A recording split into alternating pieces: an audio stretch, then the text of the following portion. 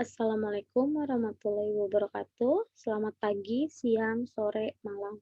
Mas Seta dan semua yang menonton video ini, saya Olivia Rahma dari kelas B, mata kuliah Metode Assessment Center.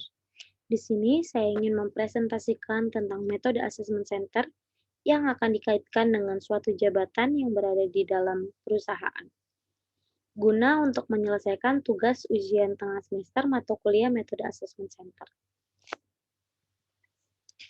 Oke, sekarang saya akan menjelaskan definisi dari assessment center itu sendiri. Assessment center adalah suatu metode untuk memprediksi perilaku melalui beberapa simulasi oleh beberapa penilai untuk mengukur kemampuan seseorang dalam menangani tanggung jawab di masa mendatang dengan menggunakan kriteria kesuksesan dalam jabatan tersebut. Assessment center merupakan metode untuk menilai potensi seseorang di masa depan. Selanjutnya, assessment center juga merupakan proses untuk mengukur kompetensi seseorang melalui rangkaian teknik seperti tes psikologi.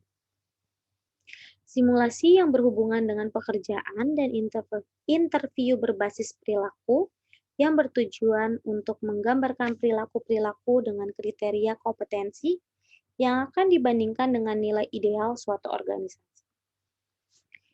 Oke, selanjutnya saya akan membahas manfaat assessment center.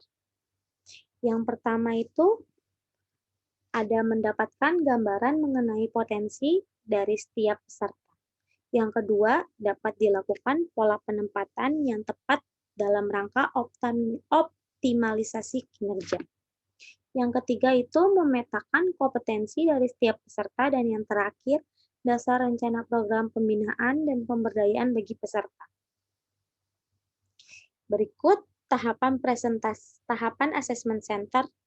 Yang pertama itu tahap pre-assessment, pembuatan model kompetensi dan review dimensi perilaku.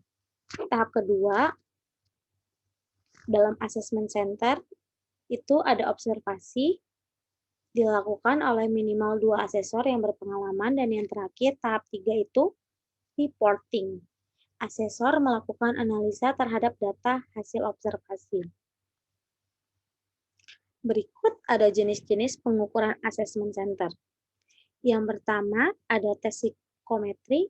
Tes ini adalah tes yang diterapkan untuk alat ukur potensi kognitif karyawan yang dirangkai menurut metode konstruksi tes yang dijalani sesuai statistik.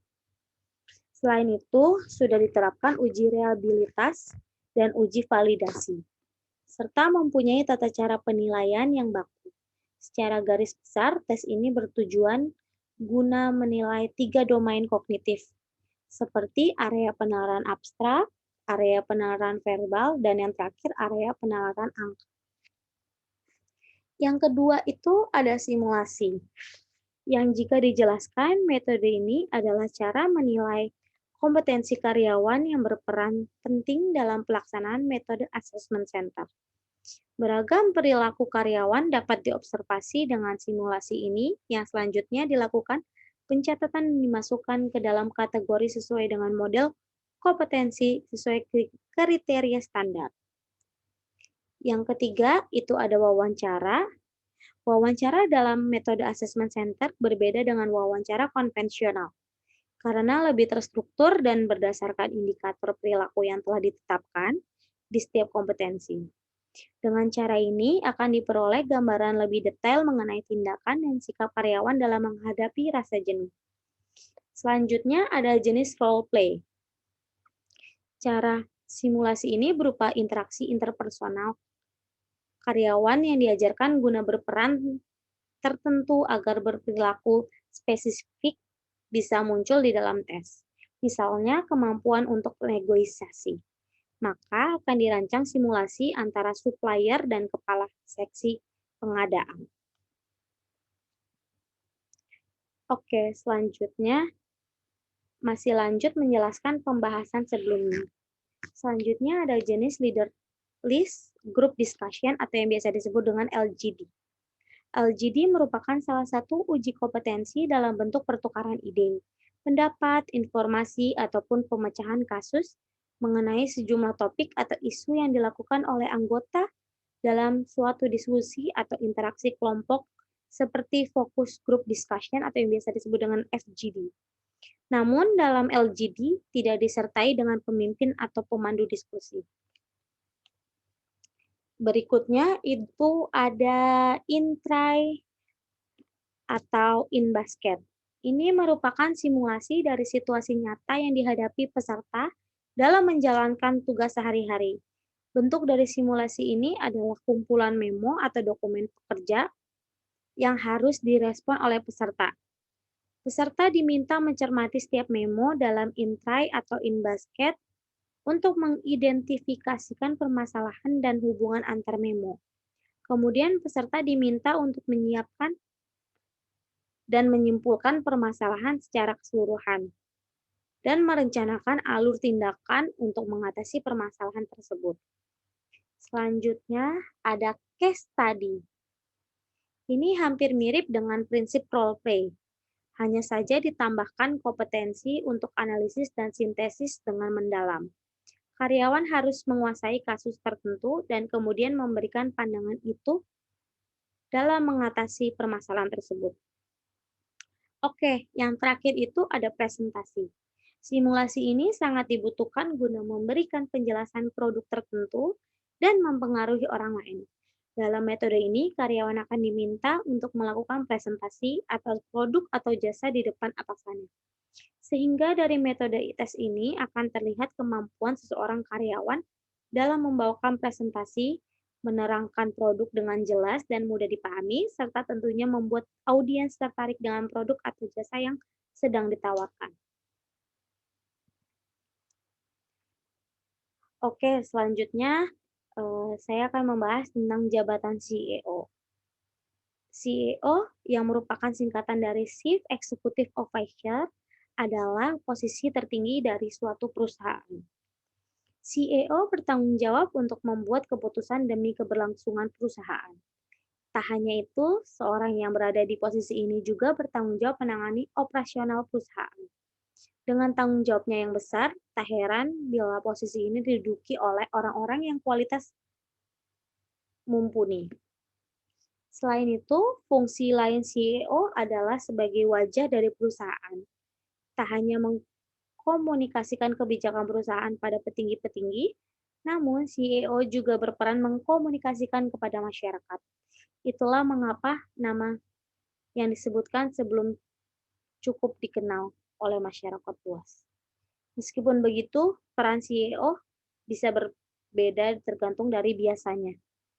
Di perusahaan-perusahaan besar, biasanya mereka bertanggung jawab untuk keputusan-keputusan skala besar. Keputusan itu berpengaruh terhadap perkembangan perusahaan dan kebijakan bisnis perusahaan. Namun, untuk perusahaan kecil, tak jarang perannya menjadi lebih luas. Di antaranya mereka juga mengurusi kebijakan operasional, keuangan, dan sebagainya. Tak jarang pula pada perusahaan berskala kecil seperti startup. CEO turut andil dalam keputusan perekrutan karyawan. Selanjutnya, ini ada tugas dan wewenang CEO. Yang pertama itu melihat perkembangan operasional perusahaan. Yang kedua, memimpin perkembangan dan mengimplementasikan strategi perusahaan. Yang ketiga itu menciptakan, mengkomunikasikan, dan mengimplementasikan visi misi dan gambaran umum tujuan organisasi atau perusahaan kepada seluruh karyawan. Yang keempat itu mewakili perusahaan dalam urusan-urusan kemasyarakatan, serta menjalin komunikasi dengan pemangku kebijakan baik pemerintah pusat atau daerah. Yang kelima itu berkomunikasi dengan Board of Director untuk kemajuan perusahaan. Yang terakhir itu melihat potensi kerjasama dengan perusahaan lain yang memiliki kerjasama tujuan. Dari berbagai tugas dan wewenang di atas, hal utama yang harus dipastikan oleh CEO adalah kemampuan memimpin perusahaan dengan baik.